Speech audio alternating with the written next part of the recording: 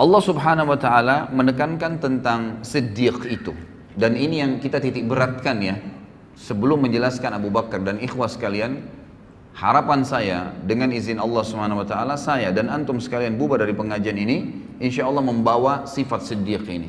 Karena ini target utama. Dan ini sifat luar biasa. Kalau antum milikin sifat ini, insya Allah antum jadikan ini sebagai pondasi menjalankan agama Allah, baik itu menjalankan perintah yang wajib ataupun sunnah, atau meninggalkan yang haram ataupun makruh, antum akan sangat tenang. Anda akan sangat tenang dalam mengerjakan perintah-perintah tersebut dan juga sangat tenang dalam meninggalkan larangan-larangan tadi. Merasa memang nyaman sekali dan merasa menikmati yang halal dan meninggalkan yang haram. Kenapa? Karena pondasinya adalah sidq. Bagaimana betul-betul sebagaimana Allah ceritakan. Apa itu sidq? Allah tekankan di dalam Al-Quran, surah Al-Hadid urutan 57 ayat 19. A'udzu billahi minasyaitonir rajim. Walladzina amanu billahi wa rusulihi ulaika humus siddiqun wasyuhada'u 'inda rabbihim lahum ajruhum wa nuruhum walladzina kafaru wa kadzdzabu biayatina ulaika ashabul jahim. Terjemahannya, dan orang-orang yang benar-benar mengimani, meyakini keberadaan Allah dan seluruh rasul-rasulnya tidak terkecuali, sehingga apapun yang diperintahkan oleh Allah dan Rasulnya tidak ada keraguan dalam mengimaninya dan menjalankannya serta mempraktekannya. Gak ada keraguan. Jenggot diperintahkan Nabi SAW langsung dilakukan, tidak ada keraguan. Sholat diperintahkan awal waktu, afdal azan, langsung sholat, tidak pakai peduli. Seseorang muslim harus disuruh tutup auratnya langsung, tidak pakai membantah, tidak pakai berfikir. Itu cirinya orang siddiq. Apapun, mau mengeluarkan uang atau mau mendapatkan pendapatan, ternyata kita khawatir itu adalah haram, bisa mengundang murkanya Allah, ditinggalkan seketika. Itu ciri siddiq. Orang yang benar-benar yakin kalau Allah larang, maka pasti berbahaya buat dia, dan kalau Allah perintahkan pasti baik buat dia. Itu asasnya. Kalau ini antum jadikan sebagai pondasi agama, itu luar biasa. Ini adalah derajat siddiq. Kata Allah, dan orang-orang yang telah mengimani Allah, yakin keberadaannya, dan mengamalkan semua apa yang Allah inginkan, serta mengimani seluruh rasul, mengikuti mereka. Mereka lah orang-orang yang siddiq. Dan juga yang dianggap jujur dan tadi ya, penuh dengan kepercayaan. Dan juga mereka akan menjadi saksi-saksi di hadapan Tuhan mereka nanti, dan mereka akan mendapatkan cahaya yang sempurna. Mereka akan mendapatkan pahala yang sempurna dan cahaya yang sempurna dari Tuhan mereka. Kata para ulama tafsir, cahaya ini adalah setiap orang melihatnya selalu merasa nyaman, selalu merasa dekat dengan Allah karena siddiqnya. Ya, jadi orang kalau siddiq itu, maka pada saat orang dekat dengannya selalu merasa dekat dengan Allah, selalu merasa dekat dengan surga, selalu berpikir akhirat, selalu menganggap remeh semua dunia dan kecil apapun yang berhubungan dengan kemaksiatan kepada Allah subhanahu wa ta'ala. Dan sungguhnya orang-orang yang kafir sebaliknya, kafir kepada Allah dan Rasul-Rasul, serta membohongkan ayat-ayat. Gak ada surga, gak ada itu alam barzakh. Siapa yang bilang orang kalau ibadah itu dapat pahala banyak, sekian gunung, sekian ini dan seterusnya. Siapa yang bilang orang kalau kena maksiat itu lalu dihukum oleh Allah. Subhanallah, saya kemarin tabligh akbar di Makassar. Saya ngisi tema tentang kenalilah Tuhanmu kau akan bahagia. Pada saat saya jelaskan ikhwas sekalian, itu ayat atau hadis Nabi SAW tentang penciptaan langit, 7 lapis langit dan sampai Sidratul Muntaha, bagaimana besarnya Allah Azza wa Jalla, bagaimana besarnya singgasana. Itu ada yang bertanya, ya, mengatakan, dari mana Anda mengetahui bahwasanya langit itu seperti itu tadi yang diceritakan, dan bagaimana bisa Anda mengetahui ada Sidratul Muntaha, kemudian ada arsy-Nya Allah, dan Allah itu ada. Apakah Anda pernah ke sana? Begitu pertanyaannya. Luar biasa ini. Lalu saya bilang, yang dari tadi saya jelaskan 2 jam ini tentang Allah Azza wa Jalla ada, Nabi SAW yang sampaikan ayat-ayat Al-Quran. Apakah Anda masih bertanya lagi, saya apakah pernah kesana melihatnya? Sama saja dia mengatakan, saya tidak percaya, gitu kan? Ya kalau Anda nggak percaya silahkan. Ini orang jelas lawannya siddiq tadi. Sidq itu, apapun yang disampaikan oleh Allah dan Rasulnya, apapun, tidak mungkin kita ragu, nggak boleh ragu. Sebagaimana nanti kita akan ambil dari pelajaran Abu Bakar radhiyallahu anhu yang luar biasa dalam, memang orang nomor 1 dalam orang yang mendapatkan gelar siddiq dari umat Muhammad sallallahu alaihi wasallam. Kata Allah, dan orang-orang yang kafir tidak meyakini dan membohongi ayat-ayat kami, maka mereka lah penghuni api neraka. Sebaliknya tambahan juga ikhwah dan akhwat sekalian rahimani rahimakumullah, bahwasanya orang yang mencapai tingkat siddiq ini adalah orang-orang nanti akan diberikan surga tertinggi di akhirat nanti. Sebagaimana Allah Subhanahu wa taala menjelaskan dalam surah An-Nisa urutan 4 ayat 69. A'udzu billahi minasyaitonir rajim. Wa may yuti'illaha war rasula fa ulaika ma'al ladzina an'ama Allahu 'alaihim minan nabiyyin was siddiqin was syuhada'i was salihin wa hasuna ulaika rafiqa. Yang kurang lebih artinya, barang siapa yang mentaati Allah dan Rasulnya, semua yang Allah katakan dibenarkan, diamalkan, dipastikan tidak ada yang benar kecuali itu, dan juga diperintahkan oleh Rasulnya Muhammad SAW dipastikan benar, dan dia bangga dengan penampilan Islamnya, dengan makanan Islamnya, minuman Islamnya, ekonomi Islamnya, dengan politik Islamnya, semua dibenarkan, maka mereka lah orang-orang yang mendapatkan nikmat. Allah berikan nikmat dan Allah gabungkan mereka bersama dengan para nabi-nabi. Dan kata para ulama tafsir, nabi-nabi memiliki tempat di Firdaus, surga Firdausil A'la yang tertinggi. Lalu Allah SWT sebutkan, ya, selain nabi-nabi yang akan mencapai derajat itu adalah orang yang datang setelah nabi, minan nabiyyin langsung was-siddiqin, dan orang yang membenarkan semua dan yakin serta bangga dengan itu. Memang kita bangga. Dan ini memang ikhwah sekalian, saya pilih tema ini luar biasa, saya dapatkan krisis kebanggaan muslimin sekarang terhadap agama mereka. Kita lihat seorang muslim tidak ada bedanya dengan orang kafir dari sisi pakaiannya, dari sisi cara bicaranya, tata bicaranya, makanan, jenis makanannya, usahanya. Berapa banyak orang subhanallah tidak bisa dibedain dari penampilannya antara muslimah dengan non muslim, muslim dengan muslimah. Padahal kalau kita datangkan seseorang Nasrani, laki-laki, kita berikan kepada dia kopi atau baju koko atau sebuah simbol Islam misalnya, pakaiannya. Kemudian kita datangkan seorang Nasrani laki-laki yang lain, lalu tanya dia agama apa orang itu, spontan dia akan mengatakan Muslim karena ada simbolnya. Kalau orang siddiq, dia yakin bahwasanya pakaian ini yang Allah katakan walibasut taqwa dzalika khair, ini pakaian yang ada simat, ada contoh, ada ciri ketakwaan adalah yang paling baik. Orang tahu, oh ini orang dekat dengan Allah. Dan saya yakin subhanallah, orang kalau menggunakan baju koko dengan kopiah, kalaupun ada perempuan nakal, ya, yang biasa mengganggu laki-laki, dia tidak akan berani mengganggu orang itu karena pakaiannya. Lalu kenapa kita lari dari pakaian itu? Gitu kan? Kita malah tidak bangga. Berapa banyak orang subhanallah muslimin, ya, atau kita datangkan misalnya perempuan Nasraniyah, ya, suruh pakai jilbab 5 menit saja, panggil Nasraniyah perempuan yang lain, tanya orang itu agama apa, maka dia akan mengatakan itu muslimah, ada simbol.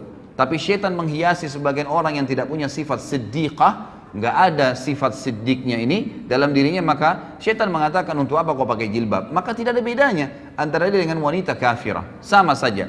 Cuplikan yang selalu dilihat, didengar oleh kupingnya, ditatap oleh matanya, semuanya berbau orang-orang non-muslim. Film-filmnya semua Hollywood, Bollywood, dan yang semua berhubungan dengan tontonan terhadap aurat, lagu-lagu yang menjauhkan dia dari Al-Quran, semuanya jauh, semuanya jauh. Cerita-cerita kosong, balas dendam, narkoba, mencuri istrinya orang lain, dan beragam macam hal, perselingkuhan dan seterusnya. Ini yang menjadi simbol di rumah orang-orang Islam sekarang. Tidak ada pengajian, tidak ada tilawah Al-Quran. Lalu kemudian mereka mau mengkhayal anaknya hafal Quran. Dari mana ikhwah dan akhwat sekalian? Dia sendiri gak pernah sentuh Al-Quran, gak pernah dengar ceramah di rumah. Antum berapa kali saya jelaskan dalam pengajian saya ikhwah.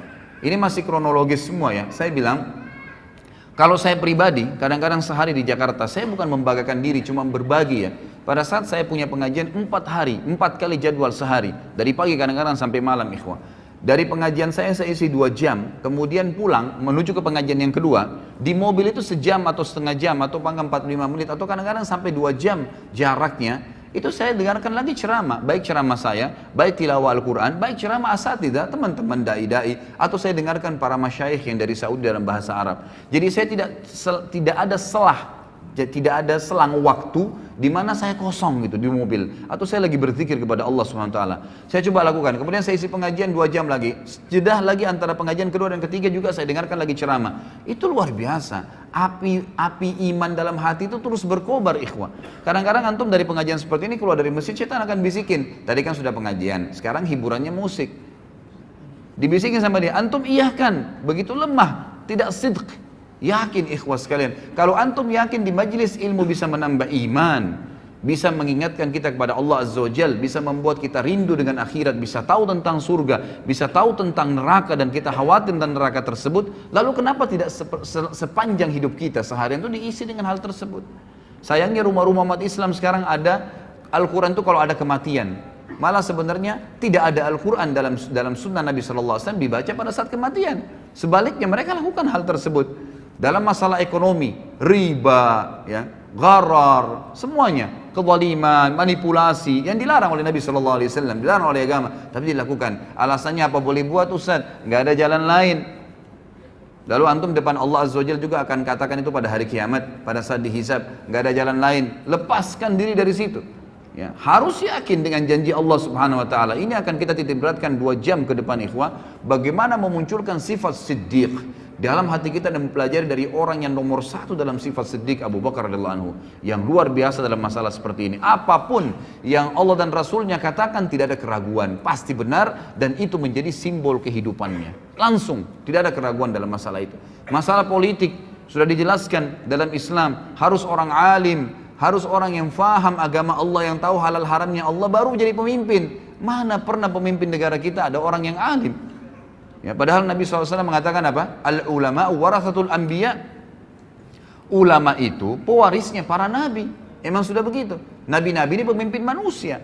Sekarang kalau ada kiai, ada ustadz, ada da'i, dicalonkan jadi presiden, disorotin oleh masyarakat. Untuk apa da'i masuk di politik? Subhanallah. Lalu kalau bukan ustadz atau ada da'i atau ulama yang memimpin anda, siapa yang akan pimpin anda? Orang-orang fasik seperti sekarang? Yang membiarkan tempat kemaksiatan terbuka, pelanggaran-pelanggaran agama Allah dilakukan, riba merajalela mencekik lehernya umat-umat Islam, anak-anak muslimah dan muslim kita yang akhirnya terbengkalai, dipaksanya ini dan dipaksakan itu, dan seterusnya, gitu kan? Maka ini keliru sekali.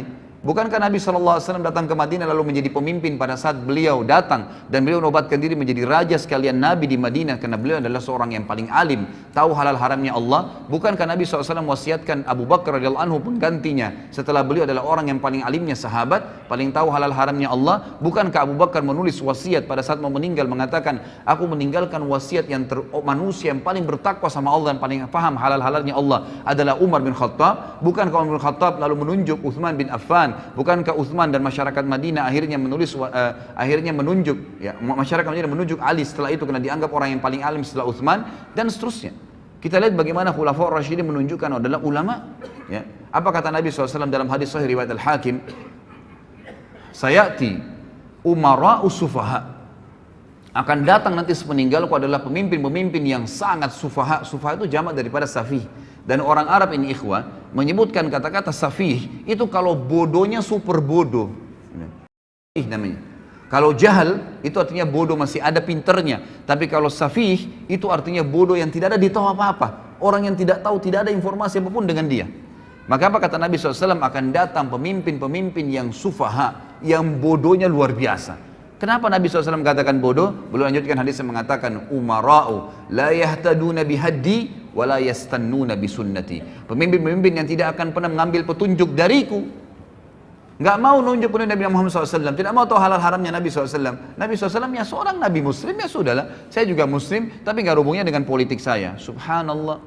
Ya. Lalu siapa yang anda jadikan patokan? Belanda, Inggris, negara-negara Barat, orang-orang kafir yang kufur kepada Allah Subhanahu Wa Taala. Lahirlah sistem demokrasi yang akhirnya siapa yang paling banyak suaranya, siapa yang paling kuat, ya orang masanya maka dia yang menang walaupun dia bodoh.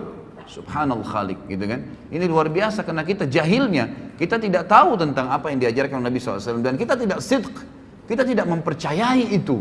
Seakan-akan ragu, benar nggak Islam nih? Benar nggak Islam itu bisa ngatur politik? Padahal 1345 tahun kita memimpin dunia. Bagaimana anda masih ragu dengan masalah itu? Lalu kata Nabi SAW, wa yastannuna bisunnati, dan tidak pernah ngikutin sunnah-sunnahku. Kita lihat sekarang negara-negara Islam. Jadi kacau balau, jadi gampang semuanya diobrak-abrik, jadi gampang. Naik pemimpin, ya tidak ada opsi lagi. Ini atau itu, dua-duanya nggak baik, dua-duanya begini. Karena anda tidak kembali kepada sistem yang sebenarnya. Allah Azza wa Jalla sudah tuntunkan di dalam kitabnya. Jadi kata Allah Subhanahu Wa Taala, dan orang-orang yang mentaati Allah dan Rasulnya dalam segala lini ikhwah, Al-Quran dan Sunnah di atas segalanya, Allah dan Rasulnya di atas segalanya, di atas politik, di atas ekonomi, di atas rumah tangga, di atas jabatan, di atas pendapatan, di atas segala-galanya. Itu baru dikatakan orang itu sidq, orang yang benar-benar yakin dan percaya penuh terhadap apa yang Allah dan Rasulnya turunkan. Barang siapa yang mentaati Allah dan Rasulnya, maka mereka lah yang akan bersama diberikan nikmat kepada nabi-nabi dan orang-orang yang siddiq, orang-orang yang terpercaya tadi, dan syuhada, orang yang mati syahid, wassalihin, dan orang-orang yang saleh, wa hasuna ulaika rafiqa, dan mereka lah sebaik-baik orang, ya, sebaik-baik orang. Baik ikhwas sekalian, sebelum masuk ke Abu Bakar juga, saya menemukan ada tema yang menarik dari buku ini. Sebelum jauh membahas masalah Abu Bakar radhiyallahu anhu, di sini ada disebutkan di buku ini. Nanti kalau anda memiliki buku ini atau antum memiliki buku ini, ada poin yang saya kemarin sempat terlintas membaca sepintas gitu. Lalu saya temukan memang ini poin yang tidak boleh luput dalam materi seperti sekarang kita ini.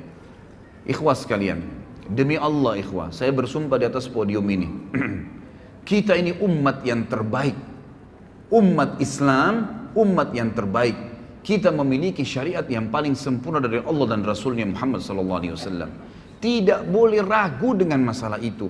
Kita tidak perlu agama lain. Kita tidak perlu dengan siapapun. Orang lain menjadikan umat Islam sebagai kiblat, iya.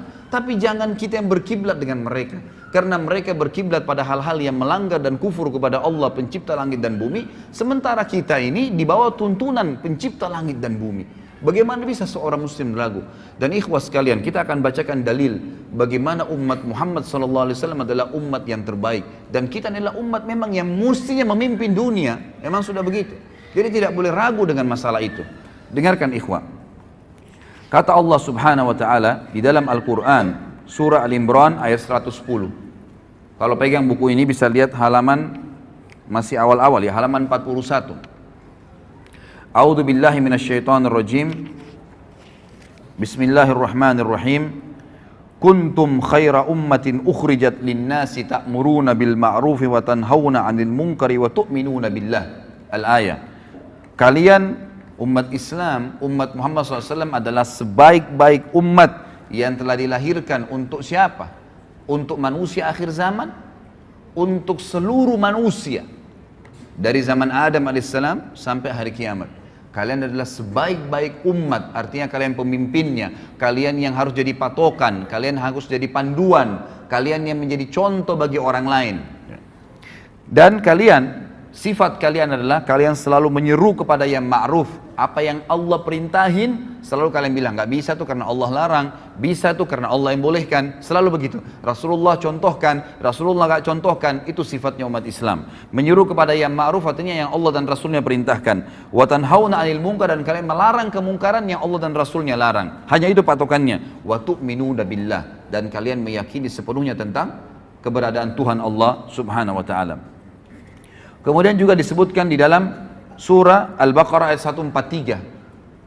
Kelebihan yang kedua umat Islam adalah kata Allah Subhanahu wa taala, a'udzubillahi minasyaitonir rajim, wa kadzalika ja'alnakum ummatan wasatan litakunu syuhada'a 'alan nasi wa yakuna ar-rasulu 'alaikum syahida. Dan demikian pula kami menjadikan kamu hai umat Islam, umat pertengahan. Tidak ada sesuatu yang berat sekali, tidak ada juga yang ringan sekali, di tengah-tengah. Sementara umat sebelum kita punya hal-hal yang berat. Kalau antum belum tahu, umat Nabi Musa alaihissalam itu kalau mereka berbuat dosa besar, taubatnya bukan kayak kita. Taubatnya kalau kita ini tinggal sesalin, tinggalin, selesai, janji sama Allah tidak ulangin, diampuni dosanya. Kalau sama Nabi Musa, Pak, kalau ada umatnya mengeluh, wahai Musa, saya baru berzina, saya baru buat dosa besar, apa kata Musa alaihissalam dalam surah Al-Baqarah? Faqtulu anfusakum, bunuh diri kalian. Berat itu, buat dosa taubatnya bunuh diri. Zaman dulu. Umat Islam tidak seperti itu, enggak seberat itu, ringan, lebih ringan. Tidak juga terlalu menggampang-gampangkan permasalahan. Lalu dikatakan, agar kalian menjadi saksi atas perbuatan manusia dan agar Rasul Muhammad menjadi saksi atas perbuatan kalian. Di dalam hadis yang sahih diriwayatkan oleh Imam Bukhari dan juga dalam kitab Tafsir, ada sebuah hadis yang mulia dari Abu Sa'id Al-Khudri radhiyallahu anhu bahwasanya Nabi SAW bersabda, ini yang pegang buku di halaman 43 ya. Yud'a Nuhun yaumal qiyamah fayaqulu labbaika wa sa'daika ya rabbi fayaqulu hal ballagta ayyir risala fayaqulu na'am fayuqalu li ummatihi hal ballagakum fayaquluna ma atana min nadhir fayaqulu man yashhadu laka fayaqulu Muhammadun wa ummatuhu fayashhaduna annahu qad ballag wa yakunu ar-rasulu 'alaikum shahida fadzalika qawluhu jalla dzikruhu wa kadzalika ja'alnakum ummatan wasatan litakunu syuhada'a 'alan nasi wa yakuna ar-rasulu 'alaikum shahida. Pada hari kiamat nanti Nuh alaihissalam akan dipanggil oleh Allah, lalu dia menjawab, aku menjawab panggilanmu wahai Rabbku, aku penuhi panggilanmu. Allah bertanya, apakah engkau sudah menyampaikan risalah yang telah aku wajibkan terhadapmu? Nabi Nuh mengatakan, benar. Selama 950 tahun Nabi Nuh alaihissalam mendakwai kaumnya. Lalu umat Nabi Nuh ditanya oleh Allah, apakah Nuh sudah menyampaikan kepada kalian? Kata para ulama hadis, mereka sudah lihat neraka pada saat itu. Takut masuk neraka, apa jawaban mereka? Mereka menjawab, tidak ada seorang pun pembawa peringatan yang datang kepada kami. Artinya Nuh nggak benar nih. Gak pernah Nuh dampingin kepada kami. 950 tahun didakwai oleh Nabi Nuh alaihissalam. Allah bertanya kepada Nuh untuk menjelaskan posisi umat Muhammad sallallahu alaihi wasallam dan juga mendirikan hujjah, ya, agar umat Nabi Nuh tidak bisa lagi mengelak. Kata Allah SWT kepada Nuh, siapa yang menjadi saksi untukmu? Nuh menjawab, Muhammad dan umatnya. Maka umat Muhammad SAW pun semuanya datang, tidak terkecuali, bersaksi bahwa Nuh telah menyampaikan dan Rasulullah SAW menjadi saksi atas mereka sebagaimana Allah telah firmankan dalam Al-Quran. Dan demikian pula kami telah menjadikan kamu umat Islam, umat pertengahan agar kamu menjadi saksi atas perbuatan manusia dan agar Rasul Muhammad menjadi saksi atas perbuatan kalian. Di dalam hadis yang lain kata Nabi SAW dari Jabir radhiyallahu anhu, hadis ini diriwayatkan oleh Ibnu Abi Hatim dengan sanad jayyid dan juga disebutkan dalam Al-Hafidh dalam Fathul Bari maksudnya. Kata Nabi SAW, ma min rajulin minal umami illa wadda annahu minna ayyatuhal ummah ma min nabiyyin kadzabahu qaumuhu illa wa nahnu syuhada'uhu yaumal qiyamah an qad ballaga risalatallahi wa nasaha lahum. Tidak ada seorang pun dari umat-umat sebelum kita, kata Nabi SAW, kecuali dia berharap berasal dari kita, wahai umat Islam. Ini perkataan Nabi ya. Sekali lagi kata Nabi SAW, ketahuilah tidak ada seorang pun dari umat-umat sebelum kita, karena kita ini umat terakhir, gitu kan. Kecuali karena nabi-nabi mereka sampaikan nanti akan datang umat terakhir, nabinya paling sempurna, umatnya paling baik, paling banyak pengikutnya, paling pertama masuk surga, banyak kelebihan-kelebihan nanti.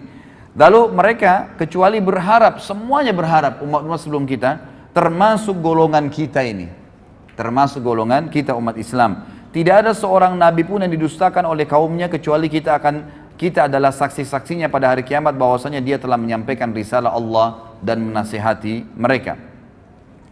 Juga disebutkan di dalam hadis yang lain, ini mohon maaf saya tidak bisa bacakan semua karena hadisnya panjang.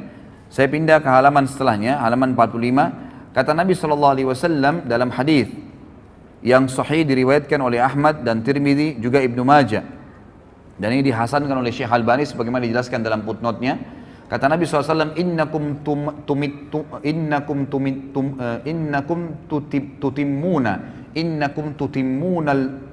tutimmuna sab'ina ummah antum khairuha wa akramuha 'ala Allah.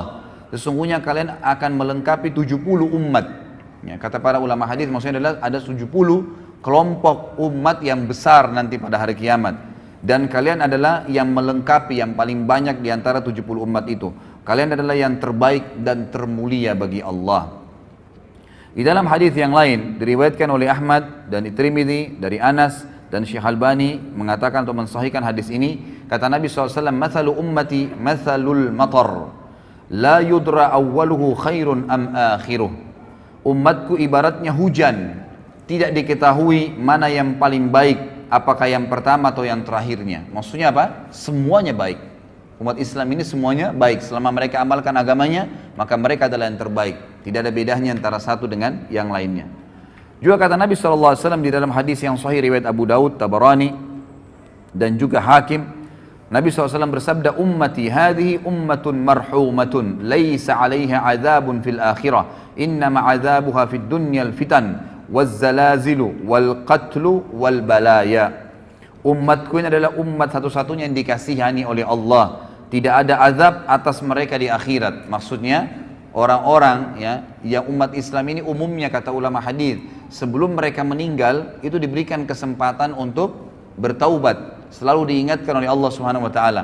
Jadi betul-betul orang yang masuk ke neraka nanti dari umat Islam ini umat-umat yang betul-betul menyimpang. Benar-benar tidak mau bertaubat, tidak mau kembali ke jalan Allah Subhanahu wa taala. Akan tetapi azabnya akan datang di dunia dalam bentuk fitnah-fitnah, gempa bumi, pembunuhan, mungkin mereka dibunuh oleh orang-orang lain, dan wabah penyakit. Kemudian di dalam hadis yang lain juga diriwayatkan Imam Muslim dari Abu Musa al-Asy'ari bahwasanya Nabi SAW bersabda, Inna Allah azza wa jal idza arada rahmata ummatin min ibadihi qabada nabiyyaha qablaha faja'alahu laha faratan wa salafan baina yadayha. Wa idza arada halakata ummatin azzabaha wa nabiyyuha hayyun fa ahlakaha wa huwa yanzuru fa aqarra aynahu bihalatiha hina kadzabuhu wa asaw amrah. Jika Allah azza wa jalla hendak merahmati suatu umat dari hamba-hambanya, niscaya dia mengambil atau mewafatkan nabinya sebelum mereka. Seperti Nabi Muhammad SAW wafat sebelum para sahabat umumnya. Dia menjadikan Nabi tersebut sebagai pendahulu di hadapan mereka sehingga bisa dicontohin. Jika Allah hendak membinasakan satu umat, niscaya dia Allah menyiksanya sebelum Nabi mereka atau selama Nabi mereka masih hidup. Allah membinasakan mereka sedangkan Nabi mereka melihatnya. Seperti kasus Nabi Nuh, Nabi Lut, jadi dilihat. Dia membuatnya tenang dengan kebinasaan mereka manakala mereka mendustakan dan menyelisihi perintahnya. Kemudian juga kelebihan umat Muhammad SAW yang lain adalah hadis disebutkan oleh Ibnu Majah dan Baihaqi, disahihkan oleh Syekh Albani dari Abu Hurairah anhu bahwasanya Nabi SAW bersabda, Inna Allah tajawaza li ummati amma tuwaswisu bihi suduruha atau suduruha ma lam ta'mal aw tatakallam bihi wa mastukriha alaih. Sesungguhnya Allah memaafkan umatku apa yang terbersit dalam hati mereka selama mereka belum melakukannya. Jadi kalau kita lagi sholat kemudian ada bisikan-bisikan riya, bisikan apa saja, selama kita belum iyakan, maka tidak terhitung batal, gitu kan? Sebab semua ibadah pasti ada terlintas bisikan setan ya. Kita mau sedekah, tuh orang puji, itu orang ini. Kita lagi sholat tuh, indahkan ada teman di sebelah kamu, kamu dipuji. Kita lagi berdoa seperti itu. Selama kita nggak iyakan, maka tidak ada masalah. Tapi kalau kita sudah iyakan, baru terjadi riya itu, mendapatkan dosa. Seperti itu. Allah SWT memudahkan bagi umat ini seperti itu. Jadi Allah Subhanahu wa taala memaafkan umatku apa yang terbersih dalam hati mereka, maksudnya digoda oleh syaitan selama mereka belum melakukannya atau mengucapkannya, dan apa yang mereka dipaksa atasnya. Kalau dipaksa lakukan satu perbuatan, kalau tidak dia akan dibunuh. Seperti kasus Ammar bin Yasir ya radhiyallahu anhu, pada saat ayahnya dan ibunya Ammar dan Sumayyah dibunuh oleh Abu Jahal, maka Ammar masih kecil, umurnya 7 tahun, 8 tahun. Ketakutan, disiksa sama Abu Jahal. Abu Jahal bilang, saya akan siksa kamu, saya tidak bunuh langsung sampai habis semua kulitmu, sampai kamu kesakitan luar biasa dan kamu mati tersiksa kalau kau tidak kufur kepada Muhammad. Maka kata Ammar, baiklah, apa yang kau mau wahai Abu Jahal? Kata Abu Jahal, katakan saya kufur kepada ya risalahnya Muhammad, kufur kepada kenabian Muhammad. Maka Ammar mengatakan, saya kufur kepada risalahnya Muhammad. Lalu Abu Jahal tidak puas, lewatlah unta betina. Lalu kata Abu Jahal, saya tidak akan lepaskan kau kecuali kau katakan unta ini Tuhanku. Maka Ammar pun berkata, unta ini Tuhanku, baru dilepas. Ammar bin Yasir radhiyallahu anhu waktu lepas dari azab merasa menyesal, ya terbebani hatinya. Kenapa tadi nggak sekalian biarin aja saya disiksa? Lalu dia datang kepada Nabi SAW mengatakan, umur 7 tahun, 8 tahun ini luar biasa imannya. Lalu kata Ammar, ya Rasulullah sambil nangis, bagaimana bisa ini? Saya tadi mengucapkan begini dan begitu ya Rasulullah, karena saya takut dibunuh. Kata Nabi SAW, wahai Ammar, kalau seandainya diulangin lagi kepadamu besok, ucapkanlah. Selama memang bukan hatimu yang menginginkannya. Artinya memang dipaksa, gitu kan? Ini terlepas dari, ini adalah sebuah hal yang tidak dihukum bagi umat Muhammad sallallahu alaihi wasallam. Kemudian juga dikatakan oleh Nabi sallallahu alaihi wasallam di dalam hadis diriwayatkan oleh Ibnu Abi Asim dari Anas dan dihasankan oleh Syekh Albani dalam Sahihul Jami', kata Nabi SAW, Inna Allah Ta'ala qad ajara ummati min an tajtami ala dhalalah sesungguhnya Allah Ta'ala telah melindungi umatku sehingga mereka tidak bersepakat di atas kesesatan. Artinya selama mereka berpegang pada Al-Quran dan Sunnah, maka mereka insya Allah tidak akan sesat. Kemudian juga ya, di dalam hadis yang diriwayatkan oleh Imam Muslim dan Ahmad juga Nasai dari Hudzaifah radhiyallahu anhu, bahwasanya Nabi SAW bersabda, "Fuddilna 'alan nasi bi thalath, ju'ilat sufufuna ka sufufil malaika, wa ju'ilat lanal ardu kullaha masjida, wa ju'ilat turbatuha lana tahura, idza lam najidil ma, wa u'titu hadhil ayat min akhir suratil Baqarah min kanzin tahtal arshi lam yu'taha nabiyyun qabli." Kami diberikan umat Islam ini 3 keutamaan kata Nabi SAW atas semua manusia. Yang pertama, saf-saf kami dijadikan seperti safnya para malaikat. Ya, jadi memang pengaturan saf solat itu dianjurkan seperti safnya malaikat, sebagaimana sabda Nabi SAW kepada para sahabat dalam hadis Bukhari Muslim, tidakkah kalian mengatur saf kalian sebagaimana para malaikat mengaturnya? Lalu kata para sahabat, bagaimana malaikat mengatur saf mereka ya Rasulullah? Kata Nabi SAW, mereka menyempurnakan saf demi saf, setelah penuh baru pindah ke saf yang kedua, setelah penuh baru pindah saf ketiga, dan seterusnya. Yang kedua adalah seluruh bagian bumi ini dijadikan bagi kami sebagai masjid. Boleh dibangun masjid dimanapun tempatnya, selama tanah itu bukan tanah hasil rampasan atau yang haram, maka boleh dibangun masjid.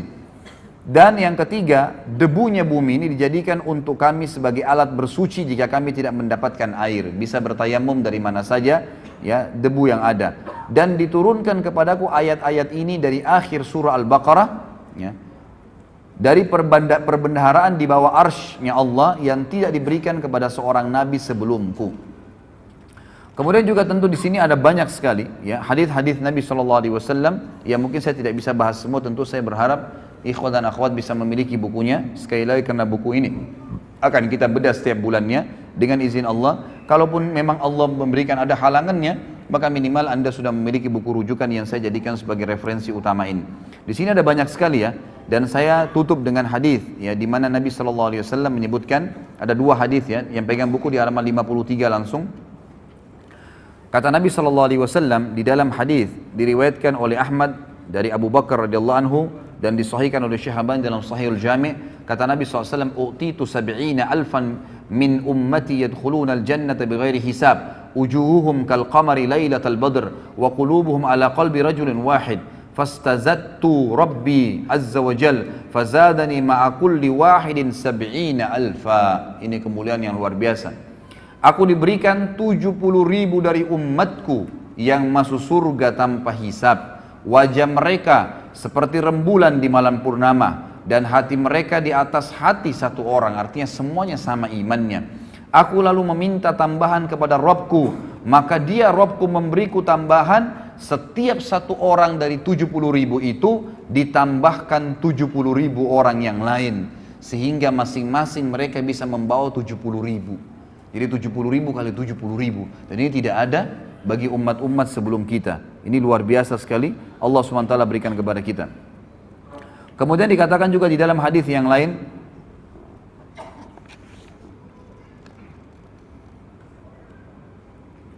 diriwayatkan di halaman 54 ya, footnote nomor 24, diriwayatkan oleh Ahmad, Tirmidzi dan Ibnu Majah dari Burairah radhiyallahu anhu, disahihkan oleh Syekh Albani sama di Sahih Jami'. Kata Nabi SAW, "Ahlul jannati ishruna wa mi'atu saf, thamanuna minha min hadhil ummati wa arba'una min sairil umam." Penduduk surga itu sebanyak 120 saf nanti jumlahnya, ya, 120 saf. 80 darinya itu adalah dari umat ini. 80 saf dari 120 yang masuk surga itu adalah dari umat ini. Sedangkan 40 yang lain adalah 40 yang sisa dari umat yang lainnya. Jadi cuman bayangkan ya, dari Nabi Adam alaihissalam sampai Nabi Isa alaihissalam, berapa miliar manusia, itu cuman 40 saf. Sementara kita ini 80 saf yang masuk ke dalam surga pada hari kiamat. Kata ulama hadis, ini menandakan fadilah yang sangat besar, dan dijanjikan juga umat ini akan sangat banyak jumlahnya, akan sangat banyak pengikutnya.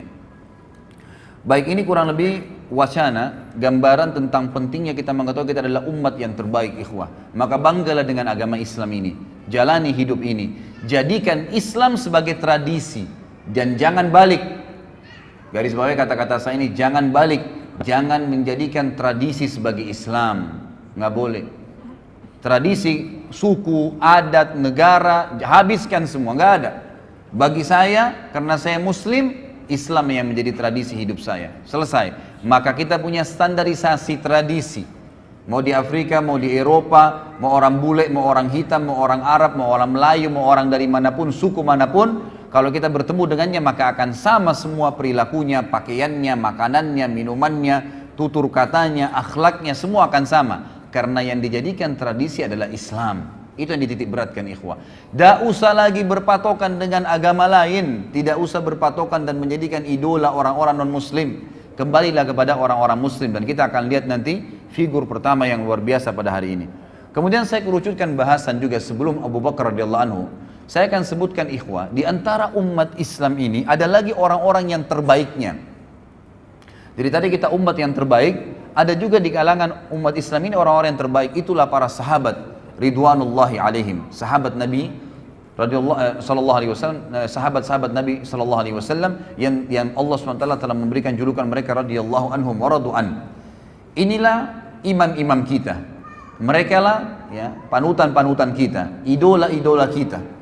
Di buku ini ada lebih dari sekian puluh sahabat yang disebutkan, dan satu orang saja, ikhwan dan akhwat sekalian, kalau kita jadikan sebagai rujukan hidup kita, idola kita, sudah cukup untuk selamat dunia akhirat. Bagaimana kalau kita jadikan semuanya puluhan orang ini sebagai idola kita? Cukup mereka, tidak perlu lagi pasang anak-anak muda, wahai anak-anak muslim, pasang poster-poster pemain bola di kamar anda. Untuk apa?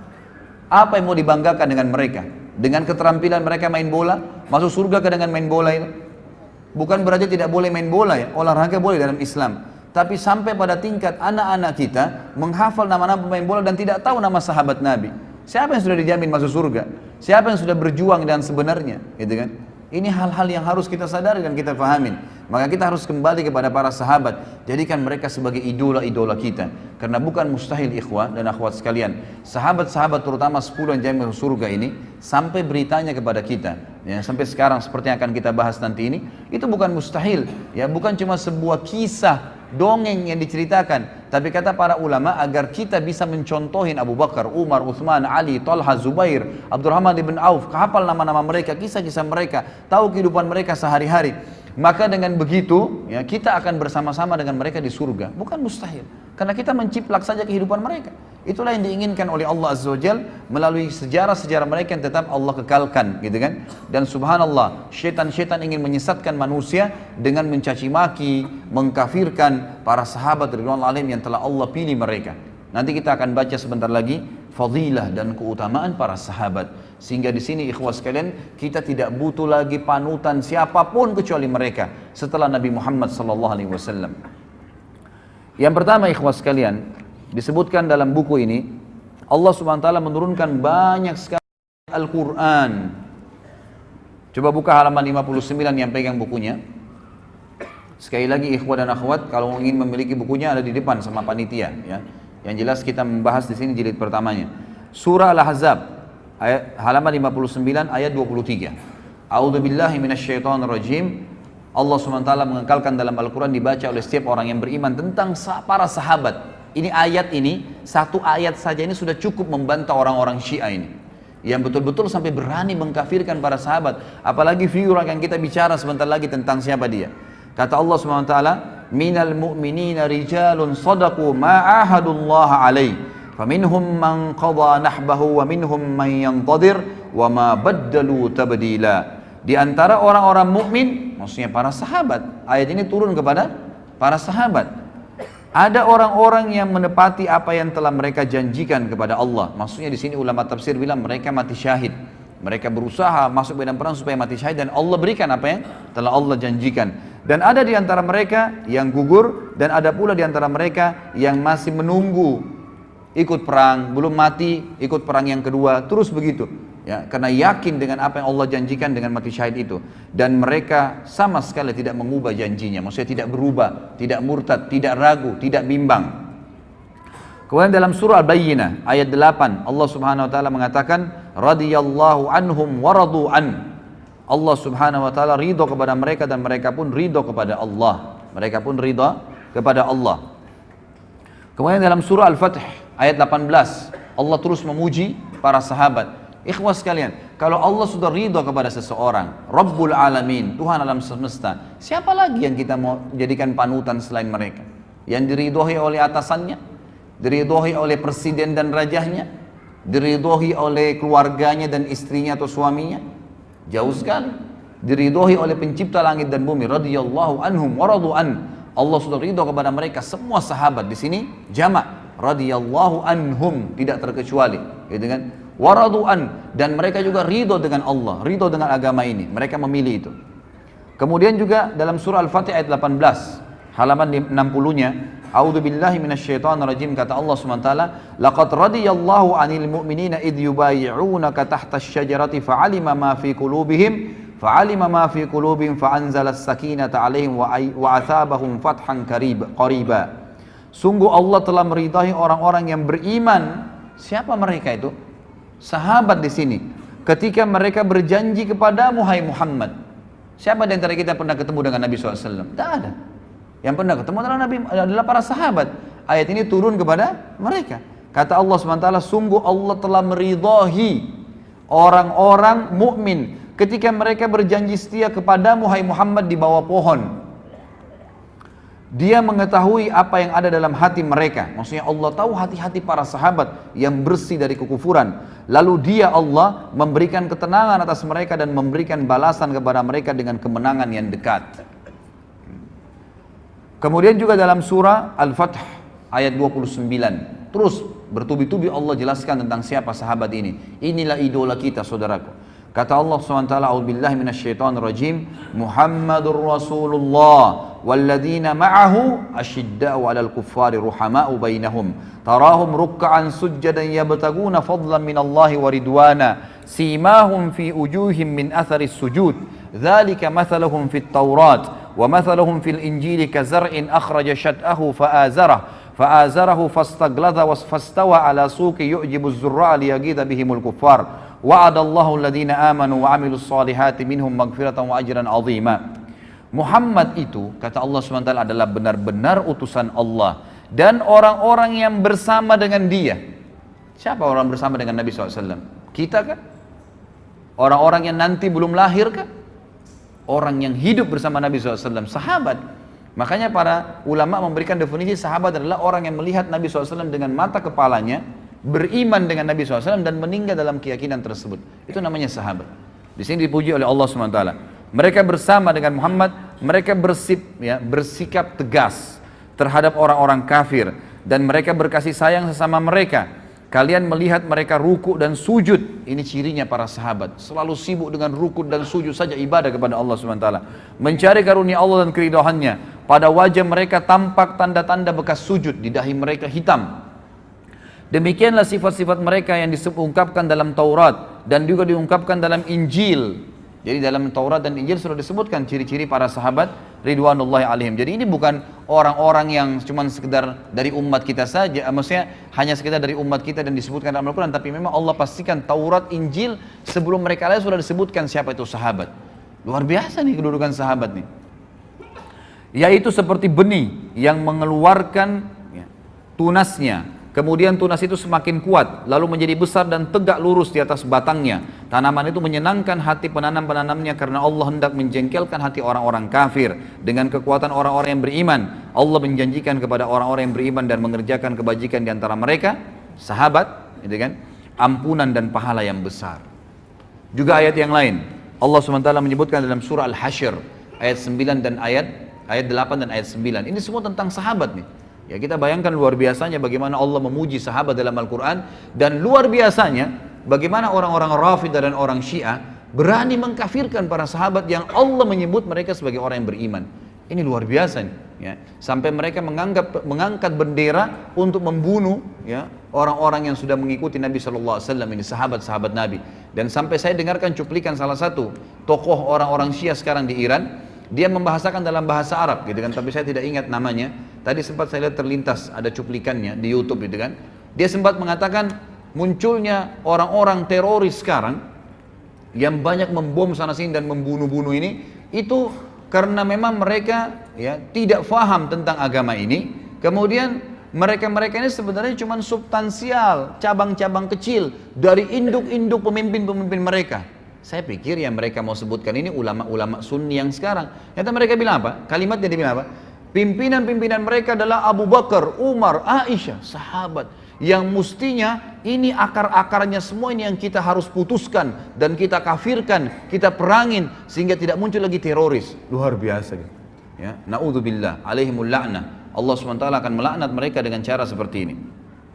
Apa kata Allah kekal ikhwah dalam Al-Quran? Al-Quran bukan buku yang saya tulis. Firman Allah SWT dalam surah Al-Hasyr ayat 8 dan ayat 9. A'udzu billahi minasyaitonir rajim. Lil fuqara'il muhajirin alladziina ukhriju min diyarihim wa amwalihim yabtaguna fadlan minallahi wa ridwana. فضلا من الله ورضوانا وينصرون الله ورسوله أولئك هم الصادقون والذين تبوأوا الدار والإيمان من قبلهم يحبون من هاجر إليهم ولا يجدون في صدورهم حاجة مما أوتوا ويؤثرون على أنفسهم ولو كان بهم خصاصة ومن يوق شح نفسه فأولئك هم المفلحون. Harta rampasan perang itu untuk orang-orang fakir yang hijrah, yang terusir dari kampung halaman mereka dari Mekah. Siapa mereka? Sahabat Nabi. Dan meninggalkan harta bendahnya di Mekah demi mencari karunia Allah, dan mereka hijrah ke Madinah mencari keridhaan dan demi menolong agama Allah dan Rasulnya. Mereka itulah orang-orang yang benar dan orang-orang yang Ansar. Jadi dua-dua dipuji nih. Sahabat ada Muhajirin dan Ansar. Muhajirin dari orang-orang Mekah Allah puji. Mereka meninggalkan harta dan kota mereka, negeri mereka, hijrah untuk Allah dan Rasulnya. Dan orang-orang Ansar yang di Madinah yang menyambut mereka, sahabat-sahabat Nabi yang telah menempati kota Madinah. Siapa yang menempati kota Madinah di zaman Nabi SAW? Sahabat Nabi. Dan telah beriman sebelum kedatangan mereka, para muhajirin, kepada Nabi Muhammad SAW. Mereka mencintai orang-orang yang berhijrah ke tempat mereka, dan mereka tidak menaruh keinginan dalam hati mereka terhadap apa yang diberikan kepada mereka, muhajirin. Maksudnya memberi balasan, memberikan bantuan kepada muhajirin, tidak berharap balasan. Itu sifat sahabat-sahabat Ansar. Meskipun mereka juga memerlukannya. Dan siapa dijaga dirinya dari kekikiran, berhitungan di jalan Allah, maka mereka itulah orang-orang yang beruntung. Mereka lah orang-orang yang beruntung. Kemudian surah At-Taubah ayat 88 sampai 89. Terus Allah sebutkan banyak ayat tentang sahabat nih. Sengaja saya angkat ayat-ayat ini dan saya bahas ikhwah dan akhwat sekalian rahimakumullah agar kita tahu nih, inilah idola-idola kita ini ahli-ahli surga dan sudah sukses di dunia juga di akhirat. Di dunia nanti akan kita lihat kisah Abu Bakar radhiyallahu anhu. Kata Allah SWT, Taubah 88-89, A'udzubillahi minasyaitonirrajim, lakinir rasul walladzina amanu ma'ah jahadu bi amwalihim wa anfusihim wa ulaika lahumul khairat wa ulaika humul muflihun. A'addallahu lahum jannatin tajri min tahtiha al-anharu khalidina fiha, dzalikal fawzul azim. Tetapi Rasul dan orang-orang yang beriman bersama dia, beriman kepada Nabi Muhammad sallallahu alaihi wasallam, sahabat, mereka berjihad dengan harta dan jiwa. Mereka itu memperoleh kebajikan. Mereka itulah orang-orang yang beruntung. Sahabat dipuji oleh Allah SWT. Allah telah menyediakan bagi mereka surga yang mengalir di bawahnya sungai-sungai. Mereka kekal di dalamnya. Itulah kemenangan yang agung. At-Taubah ayat 100. A'udzubillahi minasyaitonirrajim. Ayat setelahnya. Was-sabiquna al-awwaluna minal muhajirin wal ansari walladzina ittaba'uhum bi ihsan. والذين اتبعوهم بإحسان رضي الله عنهم ورضوا عنه وعد لهم جنات تجري تحتها الأنهار خالدين فيها أبدا ذلك الفوز العظيم. Dan orang-orang yang terdahulu lagi yang pertama-tama masuk Islam dari golongan muhajirin dan ansar. Kata ulama tafsir, penyebutan Allah SWT muhajirin ansar memastikan tidak mungkin orang lagi mendustakan kalau ini turun kepada para sahabat ridwanullah alaihim, karena tidak ada orang yang berjulukan Muhajirin dan Ansar kecuali para sahabat Nabi. Dan orang-orang yang mengikuti mereka dengan baik setelah itu. Semua orang yang mengikuti para sahabat setelah meninggalnya sahabat dan Nabi SAW, Allah ridho kepada mereka. Dan mereka pun ridho kepada Allah. Allah menyediakan bagi mereka surga-surga yang mengalir di bawahnya sungai-sungai. Mereka kekal di dalamnya selama-lamanya. Itulah kemenangan yang agung. Ikhwah akhwat sekalian, ikuti para sahabat, sahabiat Nabi, pertahankan sampai malaikat maut mencabut ruh anda, maka pasti kita akan masuk surga. Allah yang berfirman, Allah sediakan surga yang di bawahnya mengalir sungai-sungai. Gak usah pusing lagi dengan artis fulan, idola profesor, doktor ini. Sibuk dengan sahabat Nabi ridwanullahi alaihim. Wallahi ikhwah, Abu Bakar nggak punya ijazah dari Amerika. Umar nggak punya ijazah dari Eropa. Tapi memimpin negara, menjadi orang yang sangat adil. Dan mereka kaya raya, pedagang yang berhasil, keturunannya semua sukses. Kita akan lihat bagaimana Abu Bakar radhiyallahu anhu dalam kehidupannya luar biasa. Ya, bukan berarti saya katakan tidak usah berpendidikan formal, silahkan, gitu kan. Tapi jangan itu dijadikan sebagai idola, panutan, seakan-akan sudah melupakan semua orang-orang yang sudah kita sebutkan dari kalangan sahabat. Selanjutnya surah At-Taubah 117. Kata Allah Subhanahu wa taala, "A'udzubillahi minasyaitonir rajim. Laqad taballahu 'alan nabiyyi wal muhajirin wal ansari alladziina ittaba'uhum fi sa'atil usr. Alladziina ittaba'uhu fi sa'atil usrati min ba'di ma kada yazigu qulubu fariqin minhum thumma taba 'alaihim innahu bihim raufur rahim." Allah berfirman ya, sungguh Allah telah menerima taubat Nabi Muhammad SAW dan orang-orang muhajirin dan orang ansar. Di sini Allah bukan sebutkan mukminin umumnya, tapi di sini dikhususkan Nabi dan muhajirin dan ansar. Artinya sahabat-sahabat yang mengikuti Nabi pada masa-masa kesulitan di awal-awal Islam. Sulit sekali menyebarkan Islam. Ikhwah sekarang dan akhwat sekalian, kita luar biasa ya. Lahir zaman sekarang ini luar biasa kalau bagi saya bilang. Kita lahir Quran sudah sempurna, masjid sudah banyak, orang tua kita muslim, ya. Di mana-mana tersebar agama Islam. Sudah jelas, masjid di Mekah sudah bebas dari kekufuran, Madinah sudah bisa dikunjungin, orang bisa umroh haji sepuasnya. Luar biasa Islam. Kalau kita lahir di zaman Nabi SAW, ikhwah, nggak gampang jadi sahabat. Luar biasa sulitnya. Nggak ada lampu, nggak ada penerangan pada saat itu. Ada seorang nabi buta huruf, nggak bisa baca, nggak bisa nulis, ngaku nabi. Kira-kira kalau antum hidup di zaman Mekah dulu, beriman nggak? Gitu kan? Nggak ada lampu, nggak ada apa-apa. Orang yang hidup bersama-sama di padang pasir, lalu ngaku saya nabi. Gitu kan? Apalagi nanti kita bahas masalah Isra dan Mi'raj.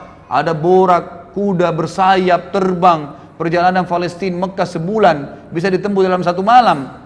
Mungkin kita bersama dengan Abu Jahal, naudzubillah, gitu kan. Tapi kita hidup sekarang luar biasa, hidup dengan sahabat itu masa-masa kesulitan, luar biasa mereka bisa beriman pada saat itu. Setelah hati segolongan dari mereka hampir berpaling, kemudian Allah menerima taubat mereka. Sungguhnya Allah Maha Pengasih lagi Maha Penyayang terhadap mereka. Kemudian juga ayat yang lain, dan ini saya angkat saja ayat yang terakhir karena ini cukup banyak dalilnya. Dalam surah Al-Kahfi, ya.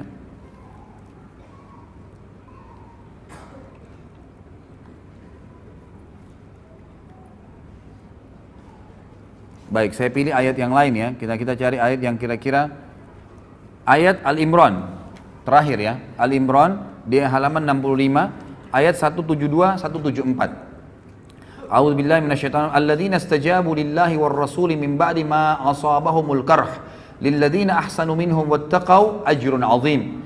Alladzina qala lahumun nasu innan nasa qad jama'u lakum fakhshawhum فزادهم إيمانا وقالوا حسبنا الله ونعم الوكيل فانقلبوا بنعمة من الله وفضل لم يمسسهم سوء واتبعوا رضوان الله والله ذو فضل عظيم.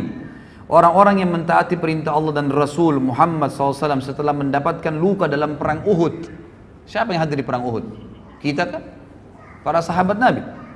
Orang-orang yang berbuat kebajikan dan bertakwa di antara mereka, para sahabat, mendapatkan pahala yang besar, yaitu orang-orang yang mentaati Allah dan Rasulnya. Yang ketika ada orang-orang yang mengatakan kepada mereka di perang Uhud, orang-orang Quraisy telah mengumpulkan pasukan untuk menyerang kalian, karena itu takutlah kepada mereka. Apalagi berita Muhammad SAW telah terbunuh pada saat itu.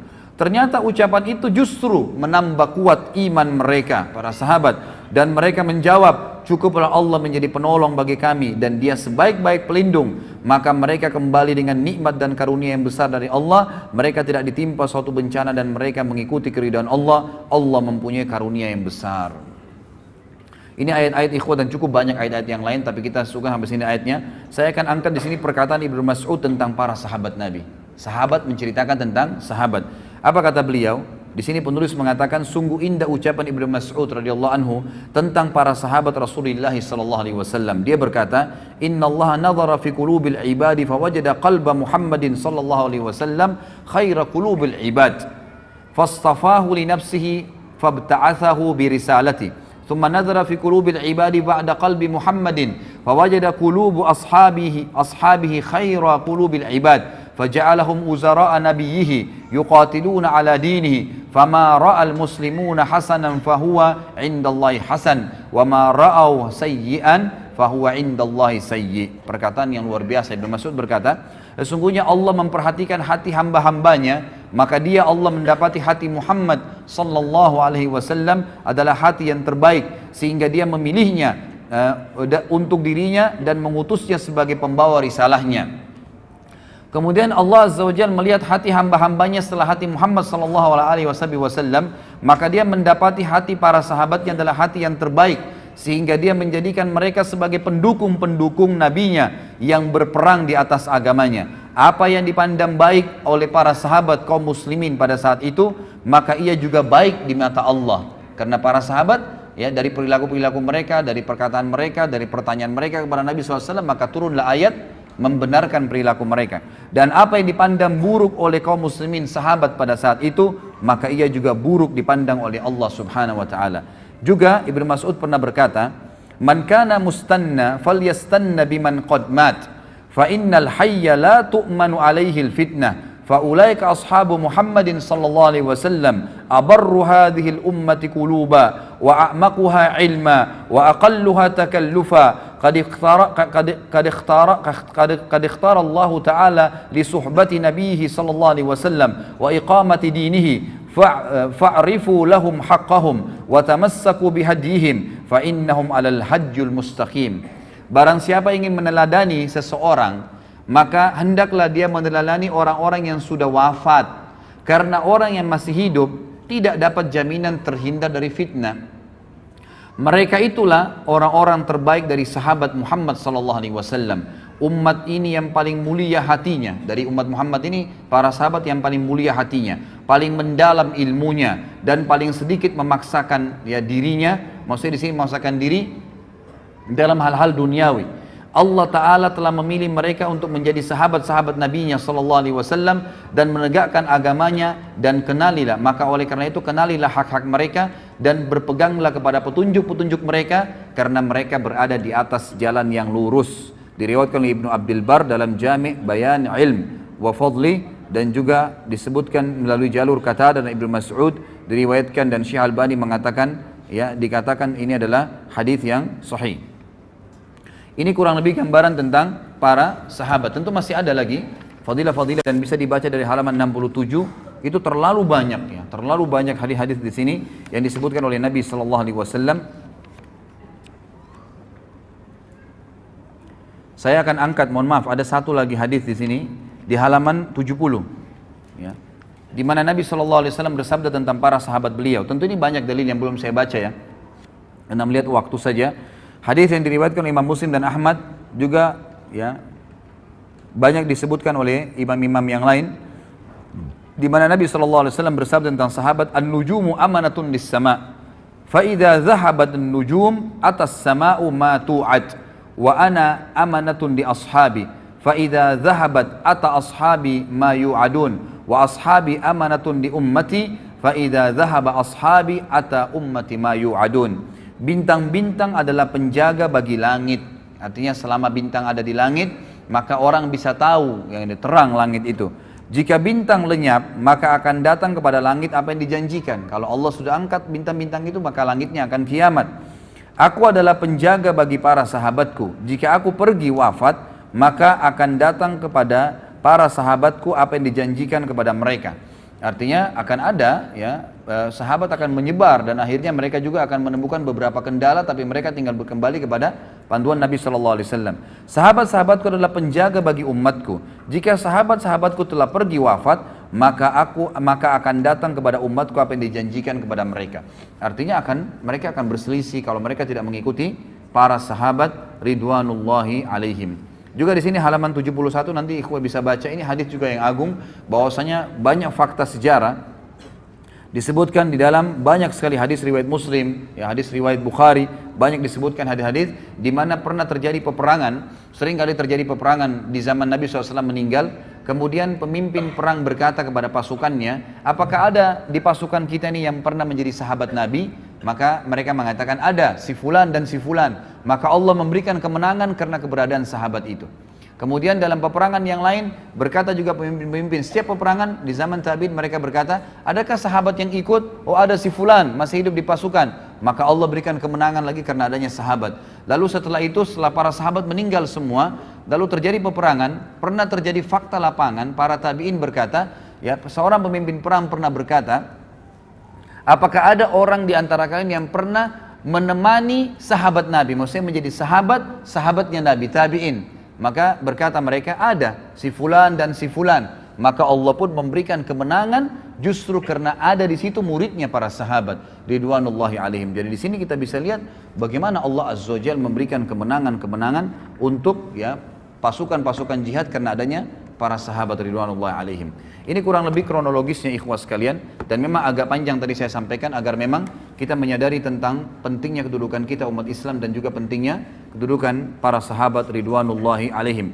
Sekarang kita masuk ke inti bahasan tentang umat nomor satu, ya, atau dari umat ini yang nomor satu, yang dinomorsatukan oleh para ulama, ya ulama Sunni semua sepakat mengatakan umat yang, atau orang yang paling terbaik dari umat Muhammad sallallahu alaihi wasallam setelah Nabi Muhammad adalah Abu Bakar radhiyallahu anhum. Saya akan mulai ikhwah. Abu Bakar ini beliau berada atau berasal dari suku yang masyhur, ya.